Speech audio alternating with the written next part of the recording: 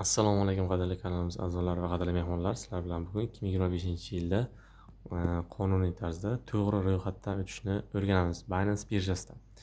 Xo'p, Binance birjasini Play Market yoki App Store'dan kirib yuklab olamiz. Yuklab olgandan so'ng ochishni bosamiz.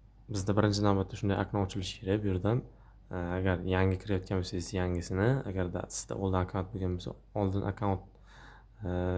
akkauntga kirishni bosasiz. Biz hozirda yangi akkaunt ochyapmiz, shu sababli birinchisini tanlaymiz. Keyin bu yerda sizdan Gmail kiritish kerak. Или telefon raqam. Yaxshisi birinchi Gmailni kiritib olinglar. Gmail kiritasizlar mana shu yerga. Hammani telefonida Gmail bor. Google account desak to'g'riroq bo'ladi yana ham. Xo'p, kiritib olamiz. Kiritib olganimizdan so'ng bizni Gmailimizga kod ketadi. Telefonda Gmail ilovasi bor. Xo'p, mana bunga kod ketadi do'stlar, Gmail. Kodni mana shu joyga yozamiz. Где-то mana shunaqa kod keladi. Mana bunaqa raqam. Sizlarda boshqacha bo'ladi. Kodni kiritib, продолжить tugmasini bosasiz. Bosganingizdan so'ng bizda keyingi o'yina, ya'ni biz bu yerda parol yaratishimiz kerak. Bir dona bosh harf, bir dona shifravoy raqam bo'lishi kerak. Ya'ni shifravoy narsa. Osonroq bo'lmasin, lekin iloji boricha esingizdan chiqib qolmasin. Aytaylik, ismingiz, telefon raqamini oxirgi 4 ta raqami ili bitta mana dollarcha rasmini qo'yib qo'ysanglar, bu sizlarga esingizdan chiqmaydi. Ili skrinshot qilib qo'ysangiz ham bo'ladi parollaringizda. Albatta qilib olinglar, esdan chiqmasin, parol juda ham kerak bo'ladi. Keyin mana shunaqa o'yin ochiladi. Добро пожаловать. Bu yerdan da degan yozuv bor. Mana shuni ustiga bosasizlar. Bosganinglardan so'ng mana bu yerda yozish uchun joy chiqadi. Da tugmasini bosganlaringizdan so'ng mana shu yerda bo'sh joyga mana bu raqamlarni yozasizlar. Yozganlaringizdan so'ng dali tugmasini bosasizlar. Buni iloji boricha yozib qo'yinglar, esdan chiqmasin. Xo'p, buni yozib, kiritib dalini bosdingizlar, keyin mana bu okno ochiladi. Bu yerda место, ya'ni O'zbekiston, agarda O'zbekistonda bo'lsangiz O'zbekiston, keyin bu yerda shaxsni tasdiqlovchi hujjat, ya'ni ID karta ili pasport, ya'ni mana bu yashil pasport bor-ku, kitobchalik o'sha, yokida haydovchilik guvohnomasi degan nima bor. Hozir sizda qaysi biri bilan ro'yxatga o'tmoqchi bo'lsangiz, o'shani tanlaysiz. Biz hozir ID karta bilan ko'rsatib beramiz. ID karta shuni ustiga bosasizlar.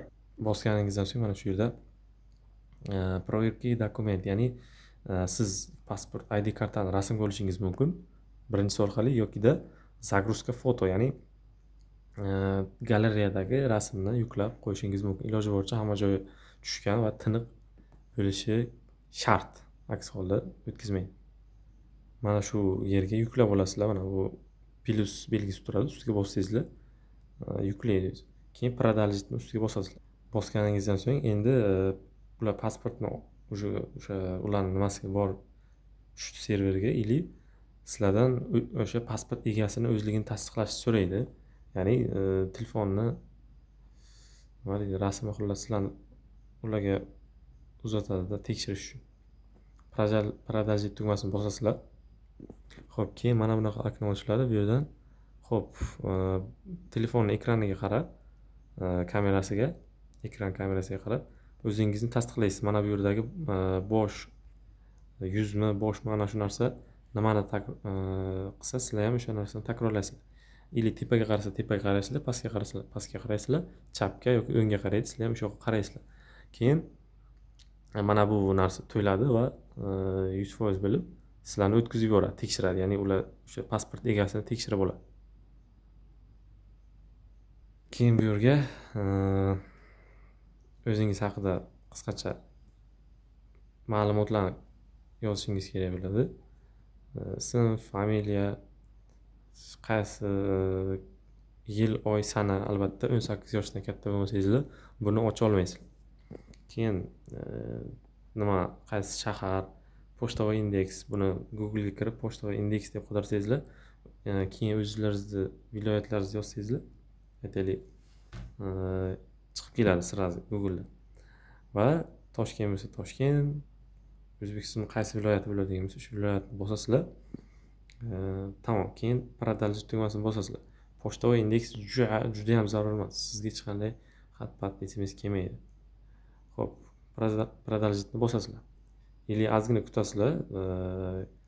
Kutganlaringizdan so'ng mana nima deydi? Рассмотрение, ya'ni tekshirilmoqda bo'ladi. Uzog'i yaqini 10 minutda, 5 minutda или uzog'i yarim soatlar, endi 2 soatlar deb qo'yadi o'zi mana bu yerda. Tekshirib sizlarni tasdiqlaydi. Tasdiqlangan taqdirda mana bunaqa verification yokida tasdiqlangan degan yozuv paydo bo'ladi. Hozirda o'zbekcha qilsa ham bo'ladi Binance. Mana shu qisqacha tushuntirib berdim. Va tasdiqlansa sizlar Binance'da bemalol trade qilsangiz bo'ladi, ya'ni kriptovalyuta savdosi bilan shug'ullansangiz bo'ladi. Xo'p, profilimda pul chiqarish, pul kirgizish haqida videolar barchasi bor. Agar yana kimda qandaydir savollar bo'ladigan bo'lsa, bemalol yozib qo'ysangizlar bo'ladi. Javob berishga harakat qilaman. Xo'p, keyingi darslar nima haqida bo'lishini o'zingiz kommentariyalarda o'z fikringizni yozib qoldiring. Videomiz kengroq tarqalishi uchun va ko'pchilik ko'rishi uchun albatta like bosib qo'llab qo'ying. Kanalimizni yo'qotib qo'ymaslik uchun esa albatta obuna, ya'ni podpiska bosib qo'yinglar. Sog' bo'linglar, salomat bo'linglar.